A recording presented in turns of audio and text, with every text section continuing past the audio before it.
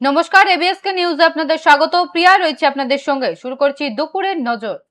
হাওড়ার solve high রোডে সরকারি জমি দখল করে তৈরি হওয়া একটি বাণিজ্যিক স্থাপনা ঘিরে চাঞ্চল্য ছড়ালো এলাকায়। অভিযোগ, তৃণমূল ঘনিষ্ঠ নেতা তথা একটি ট্রেড ইউনিয়নের সভাপতি বাপি দেবনাথের নেতৃত্বে বহুদিন ধরেই ওই স্থানে সরকারি টাকায় নির্মিত একটি পাবলিক টয়লেট দখল করে হোটেল ব্যবসা চালানো হচ্ছিল। স্থানীয় সূত্রে জানা যায়, সাধারণ মানুষের ব্যবহারের জন্য নির্মিত বাথরুমটি দীর্ঘদিন ধরে বন্ধ ছিল এবং পরে সেটিকে বাণিজ্যিক কাজে ব্যবহার করা হয়। বিষয়টি নিয়ে এলাকায় ক্ষোভ জমতে থাকে। সম্প্রতি রাজনৈতিক পালাবদলের পর পরিস্থিতি আরো উত্তপ্ত হয়ে ওঠে। মঙ্গলবার উত্তেজিত জনতা ওই হোটেলে ভাঙচুর চালায় বলেই অভিযোগ। তাদের দাবি, সরকারি অর্থে তৈরি এবং সাধারণ মানুষের সুবিধার জন্য নির্ধারিত জায়গা ব্যক্তিগত ব্যবসার জন্য ব্যবহার করা সম্পূর্ণ বেআইনি। দ্রুত ওই বাথরুমটি আগের মতো পুনরায় চালু করার দাবিও জানান তিনি।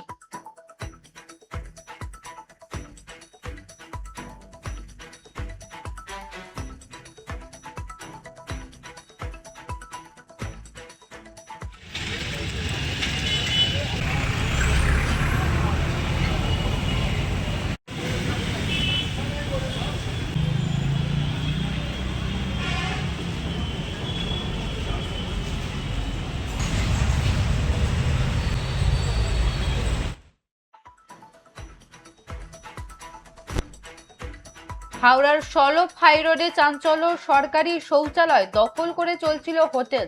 হাওড়ার সলভ হাই রোডে সরকারি জমি দখল করে তৈরি হওয়া একটি বাণিজ্যিক স্থাপনা ঘিরে চাঞ্চল্য ছড়ালো এলাকায়। অভিযোগ, তৃণমূল ঘনিষ্ঠ নেতা তথা একটি ট্রেড ইউনিয়নের সভাপতি বাপি দেবনাথের নেতৃত্বে বহুদিন ধরেই ওই স্থানে সরকারি টাকায় নির্মিত একটি পাবলিক টয়লেট দখল করে হোটেল ব্যবসা চালানো হচ্ছিল। স্থানীয় সূত্রে জানা যায়, সাধারণ মানুষের ব্যবহারের জন্য নির্মিত বাথরুমটি দীর্ঘদিন ধরে বন্ধ ছিল এবং পরে সেটিকে বাণিজ্যিক কাজে ব্যবহার করা শুরু হয়। বিষয়টি নিয়ে এলাকায় ক্ষোভ জমতে থাকে। সম্প্রতি রাজনৈতিক পালাবদলের পর পরিস্থিতি আরো উত্তপ্ত হয়ে ওঠে।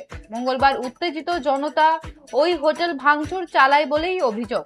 তাদের দাবি, সরকারি অর্থে তৈরি এবং সাধারণ মানুষের সুবিধার জন্য নির্ধারিত জায়গা ব্যক্তিগত ব্যবসার জন্য ব্যবহার করা সম্পূর্ণ বেআইনি। দ্রুত ওই বাথরুমটি আগের মতো পুনরায় চালু করার দাবিও জানান তারা।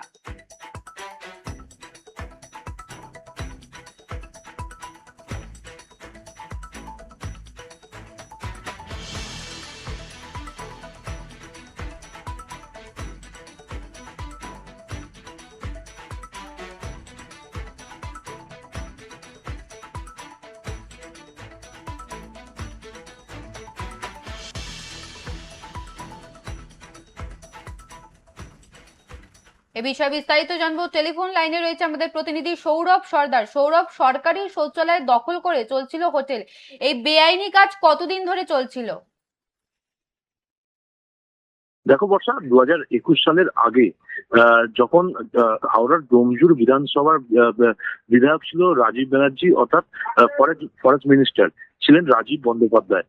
তিনি বিজেপিতে চলে যান এবং তার আগে ওই এলাকায় একটা শৌচালয় বানিয়ে যান, একটা শৌচালয় নির্মাণ করেন এবং সেই শৌচালয় একেবারে দীর্ঘদিন ধরে অবৈধভাবে কাজ হচ্ছিল। তারপরে একেবারে ডোমজুর বিধানসভার দায়িত্ব পান ডোমজুরের এলাকার ভূমিপুত্র কল্যাণ ঘোষ, তিনি কিন্তু দায়িত্ব পান। তারপর থেকে কিন্তু সেই কল্যাণ ঘোষের অনুগামীরা এই শৌচালয় একেবারে বেদখল করে রেখেছিল এবং সেই শৌচালয় দখল করে হোটেল ব্যবসা চালাচ্ছিল। এবং যখনই 2026-এর বিধানসভায় বিজেপি সরকার যখন আসেন এবং বিজেপি সরকার যখন রাজ্যে একটা জায়গা তৈরি করেন, তখনই কিন্তু উত্তেজিত জনতা সেই হোটেল একেবারে ভেঙে দেয় রাত্রিবেলা এবং পাশে থাকা একটি পার্টি অফিসে সেখান থেকেও বেশ কিছু ব্যানার ফেস্টান ছিঁড়ে ফেলে এবং তারপরেই একেবারে একটা উত্তেজিত পরিবেশ তৈরি হয়। ঘটনাস্থলে আসে ডোমজুর থানার পুলিশ, কেন্দ্র বাহিনী, তারা এসে পরিস্থিতি নিয়ন্ত্রণে নিয়ে আসেন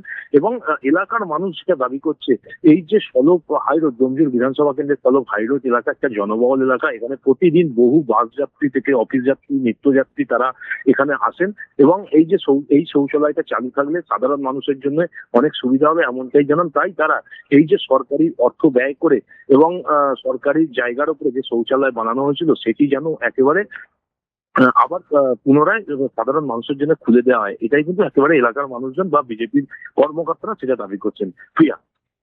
বেশ, ধন্যবাদ সৌরভ। হাওড়ার সলভ হাই রোডে সরকারি জমি দখল করে তৈরি হবে একটি বাণিজ্যিক স্থাপনা ঘিরে চাঞ্চল্য ছড়ালো এলাকায়। অভিযোগ, তৃণমূল ঘনিষ্ঠ নেতা তথা একটি ট্রেড ইউনিয়নের সভাপতি বাপি দেবনাথের নেতৃত্বে বহুদিন ধরেই ওই স্থানে সরকারি টাকায় নির্মিত একটি পাবলিক টয়লেট দখল করে হোটেল ব্যবসা চালানো হচ্ছিল। স্থানীয় সূত্রে জানা যায়, সাধারণ মানুষের ব্যবহারের জন্য নির্মিত বাথরুমটি দীর্ঘদিন ধরে বন্ধ ছিল এবং পরে সেটিকে বাণিজ্যিক কাজে ব্যবহার করা শুরু হয়।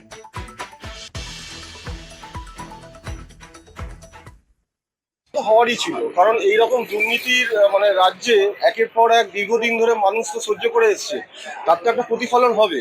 কিন্তু কাউকে তো কোনো রকম গায়ে হাত তোলা হয়নি, এখনো পর্যন্ত সেরকম কোনো খবর নেই। তবে যতটুকু যা করা হচ্ছে এগুলো আমার মনে হয় ঠিক চেষ্টা করা হচ্ছে যাতে মানে ক্লিন করা হয় সমাজটাকে, আমরা সেই এতেই আশা রাখছি। এই হোটেলটা অবশ্যই, এটা তো অবশ্যই অবৈধ ছিল, কারণ ওটা তো সরকারি জায়গা, হাই রোড লাগোয়া একটা ছিল। আর তো কিছু নেই, মানে রাজ্যটাই তো বাথরুমে পরিণত হয়ে গেছে। এবার সেই বাথরুম খুলে দেওয়া হবে, সাধারণ মানুষ সেখানে যাতে নিজেদের প্রাকৃতিক কাজকর্ম করতে পারে। ক্ষোভের কারণেতে তারা বিক্ষোভ দেখিয়েছে এবং যে অবৈধ ব্যবসা, যে তোলাবাজ এবং সিন্ডিকেট গুন্ডার ঠেক, সেই ঠেকটাকে তারা বন্ধ করেছে। এছাড়া এর সঙ্গে ভারতীয় জনতা পার্টির কোনো কার্যকর্তা যুক্ত নেই। এটা সাধারণ মানুষের ক্ষোভ।